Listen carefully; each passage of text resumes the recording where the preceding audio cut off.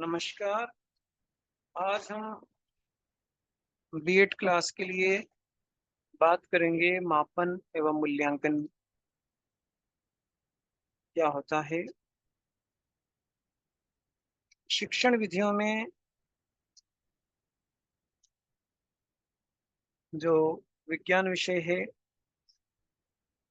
ज्ञान विषय है, उसमें मापन एवं मूल्यांकन का बड़ा महत्व होता है। आइए हम सबसे पहले बात करते हैं कि मापन क्या है। मापन का अर्थ किन्हीं निश्चित इकाइयों में वस्तु या गुण के परिणाम का पता करना होता है। प्रत्येक वस्तु जो किसी न किसी परिमाण में सत्ता रखती है वो मापन के योग्य होती है। हम दूसरे ढंग से भी इसको बात कर सकते हैं कि किसी भौतिक पदार्थ के गुण एवं विशेषताओं के परिणाम अंकों के रूप में देने की प्रक्रिया मापन कहलाती है। यानी जब हम अंक देते हैं तो उसको कहेंगे मापन। जैसे मात्रा, यानी किसी वस्तु का वजन जैसे 10 ग्राम है तो वो 10 ग्राम क्या हो गया, अंक दे दिया हमने, मापन कर दिया। इसी प्रकार से आयतन, कमरे का तापमान, समय, कितना समय हुआ, 2:10, तो ये हमने क्या दे दिया, अंकन कर दिया, है ना, मापन। आकार, दूरी, गति, दिशा, दबाव, बल, ध्वनि, प्रकाश, ऊर्जा, सब में जहां पर भी हम अंकों के रूप में जो है परिणाम बताएंगे वह सब मापन कहलाता है।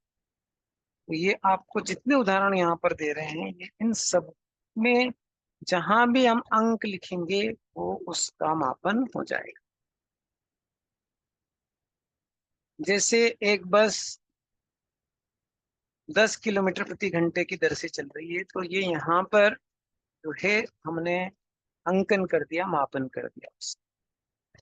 तो ये जितने भी उदाहरण है ये सब हम जहां पर भी हम अंकन करेंगे वो सब मापन में है।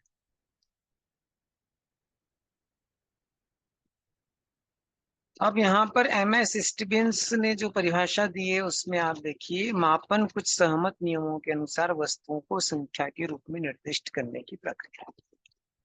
तो यहाँ पर फिर आपको बताया जा रहा है कि जिस वस्तु को संख्या के रूप में, अंकों के रूप में निर्दिष्ट करेंगे वह मापन। ब्रैडफील्ड ने क्या बताया, मापन घटना की स्थिति को यथासंभव सटीक रूप से चित्रित करने के लिए घटना के आयामों को प्रतीक रूप में, तो यहाँ प्रतीक यानी अंक होंगे, निर्दिष्ट करने की प्रक्रिया है। तो ये सब मापन कहलाता। अब बात करते हैं मूल्यांकन। मूल्यांकन एक विस्तृत रूप से चलने वाली प्रक्रिया है जहां किसी माप की उपयोगिता के संबंध में निर्णय या मूल्य प्रदान किया जाता है। इसमें किसी गुण या विशेषता का मूल्य निर्धारित किया जाता है और मूल्यांकन में मापन प्लस मूल्य निर्धारण, यानी मूल्यांकन जो है एक बड़ा शब्द है, इसमें मापन भी नहीं थे और मापन के साथ मूल्य निर्धारण भी नहीं। तो मूल्यांकन में वस्तु का मूल्य क्या है यह देखा जाता है। अब यहाँ पर हम उदाहरण देखते हैं, किसी वस्तु की गुणवत्ता की पहचान करना कि उसकी क्वालिटी क्या है,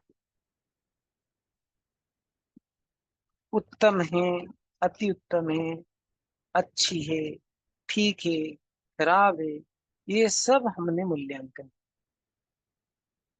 तो यहाँ पर किसी वस्तु की गुणवत्ता, महत्व, मात्रा या मूल्य का आकलन किया जा सकता है। किसी पाठ्यक्रम में जो ग्रुप डिस्कशन है, चर्चा है, उसका मूल्यांकन करना, अवलोकन करना। पूरी जो पूरा पाठ्यक्रम है उसमें जो पूरी परीक्षाएं होती है उसका मूल्यांकन जो है देना, तो ये भी है। तो यहाँ पर जैसे कि हम ये पता करते हैं कि एक विश्वविद्यालय ने कोई परीक्षा ली, पहले उसका मापन किया, उसके बाद मापन के बाद हमने पूरा परिणाम बनाया। तो परिणाम बनाना तक मापन है, लेकिन जब हमने ग्रेडिंग कर दिया या श्रेणी बना दी तो वो मूल्यांकन। तो आप यहाँ पर समझ सकते हो कि जैसे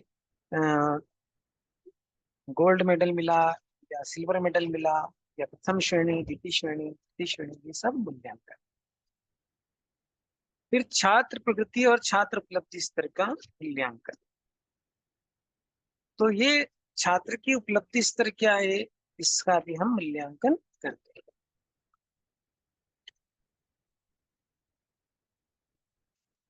और एक हम सतत मूल्यांकन करके छात्र का प्रोग्रेस कार्ड बनाते हैं, छात्र का जिसमें प्रगति होती है, उसने किन गतिविधियों में, पाठ्येतर गतिविधियों में भाग लिया, उसका कक्षा में प्रदर्शन कैसा रहा, उसका हर इकाई में कैसे हमने मूल्यांकन किया, और फिर उसका टोटल जब हम करते हैं तो उसको सतत मूल्यांकन कहते हैं।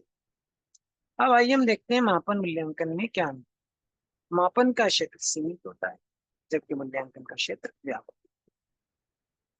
तो यहाँ पर क्षेत्र की यदि बात आती है तो आप इस प्रकार से बता सकते हैं कि मूल्यांकन का क्षेत्र बहुत व्यापक है। मापन एक सतत प्रक्रिया नहीं, ये एक समय होल्ड है, एक प्रकार का साधन है, जबकि मूल्यांकन सतत चलने वाली प्रक्रिया और ये एक प्रकार का साधन है।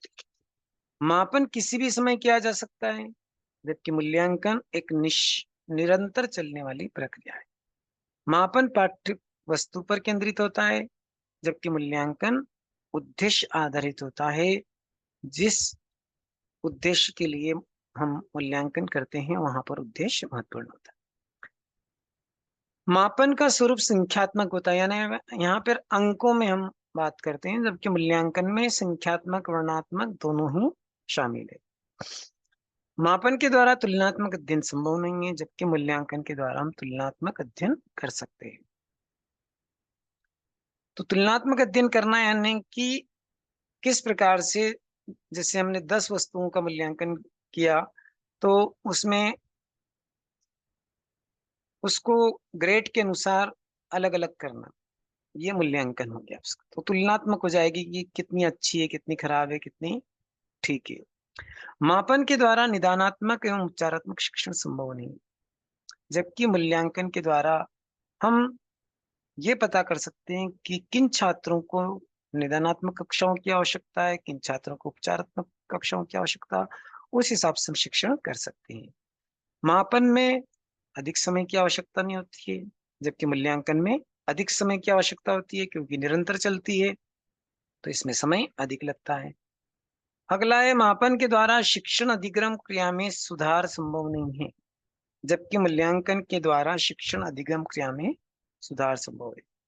यानी यहाँ पर कक्षा में शिक्षक कैसे पढ़ा रहा है और छात्र क्या सीख रहे हैं, कहाँ पर कमी है, इसका पता मूल्यांकन के आधार पर लगा सकते हैं। मापन में केवल परिमाणात्मक मापन किया जाता है जबकि मूल्यांकन में गुणात्मक और परिमाणात्मक, यानी यहाँ पर हम ये कहें कि क्वालिटेटिव और क्वांटिटेटिव दोनों प्रविधि से मूल्यांकन कर सकते हैं। मापन में आंकड़े लेना और उनका संग्रहण किया जाता है जबकि मूल्यांकन में आंकड़ों का संग्रहण और आंकड़ों का विश्लेषण तथा निष्कर्ष भी शामिल होता है। मापन की सहायता से विद्यार्थी के केवल ज्ञानात्मक पक्ष का मापन कर सकते हैं जबकि मूल्यांकन की सहायता से विद्यार्थियों में ज्ञानात्मक, भावनात्मक, क्रियात्मक आदि पक्षों का मूल्यांकन कर सकते हैं। तो ये कुछ महत्वपूर्ण अंतर थे जिनकी सहायता से आप मापन मूल्यांकन के अवधारणा को अच्छे से समझ सकते हैं। Thank you.